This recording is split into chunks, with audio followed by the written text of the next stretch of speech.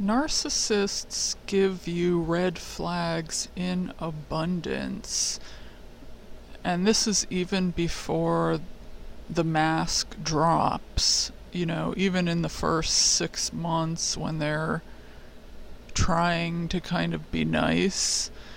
And I want to give you some examples of this because I think it's important that these red flags are there from literally day one.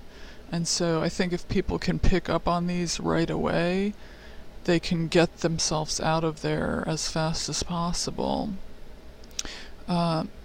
So one of the things that happened with this narc I was talking to, he wanted to meet me. He lives in a different state and he was coming. He travels to my state for work and he wanted to meet me, and he asked me to meet him in this bar, which is where someone had already told me that everyone hangs out at this bar from this kind of particular, from the type of work that we do.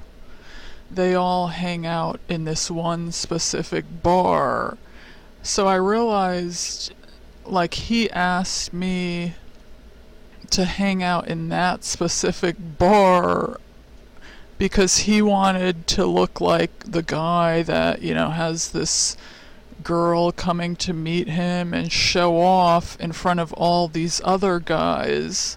So in other words, it was nothing about me. It wasn't like, oh, she's really special, I want to meet her, I'm going to take her to a special place like a dinner or something that's just about her. He made it about him.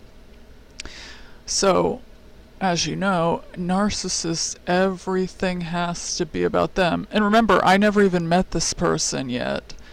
In fact, I declined the meeting because of that. I didn't go. I just was like, oh, what a douchebag. He's like trying to impress these other guys by having me show up to meet him. And then it's going to look like I'm with him and we're all in the same kind of like industry. So that was red flag number one. That was right off the bat. It was showing me this has nothing to do with you. It's all about him. It's all about feeding his ego. It had nothing to do with me.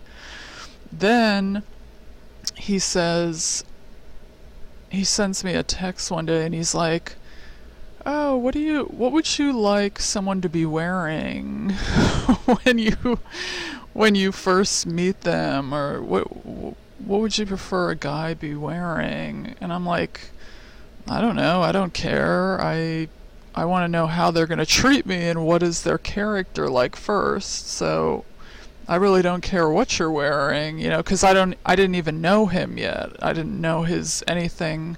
I mean, I was like learning and getting to know him and talking to him a little bit here and there. So again, time number 2, where he's making it about him and what he's wearing. And I'm like, what does that have to do with the price of tea in China? Like, what does that have to do with anything? I don't even know you yet, and you're concerned about like what you're wearing. And then he made a joke when I said like, oh, I don't know, their character, what if they treat me like crap? He goes, oh, well, then at least I can look good while treating you like crap. And this statement sums up a narcissist perfectly. They want to treat you like crap, and they want to look good while doing it because it's about them. It's about what they're wearing and not you. I'm like, this is like completely insane. And it's just like sums them up perfectly. Everything is about them. And that was like a foreshadowing of things to come, because that's exactly what he was planning to do. He was planning to treat me like crap And he gave me all of these indications the whole time, and I was just observing. I was just observing everything he would say and do. And then let me give you another example of how just completely delusional these people are.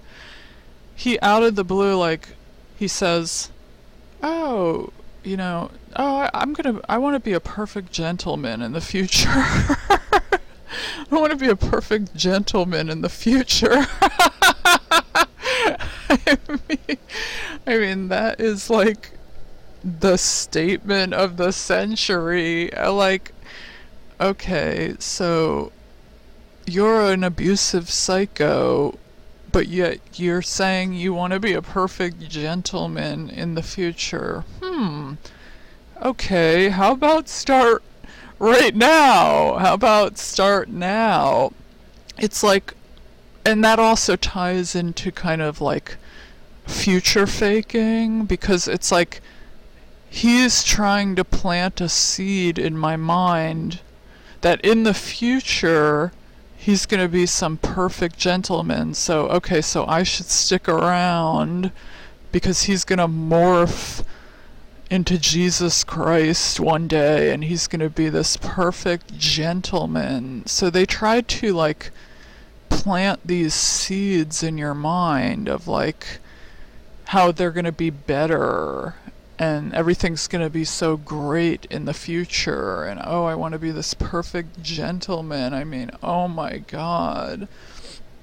And then another red flag, he says, he mentioned about being around like social events, and he's like, oh, I've mastered, like being social, like I've mastered that. So basically, normally when people go around in public and are interacting with people, they don't have to master that. That just comes naturally to them. So he was giving himself away. He gave himself away. I picked up on every single red flag. Oh, I'm like, oh, mental note, mental note, mental note. I picked up on every single red flag, and I was just observing.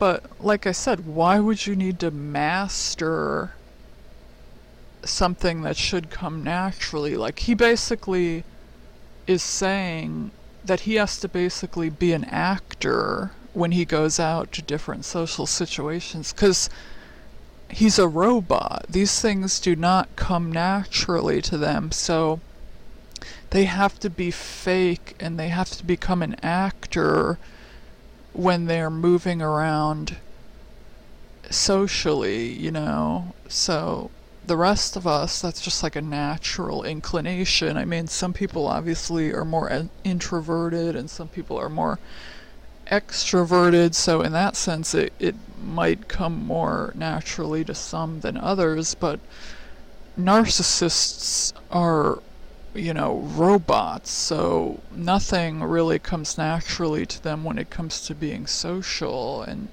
many of them, are antisocial personalities. But you need to pick up on these red flags. These are very, very important red flags because these people are dangerous, so do not ignore red flags.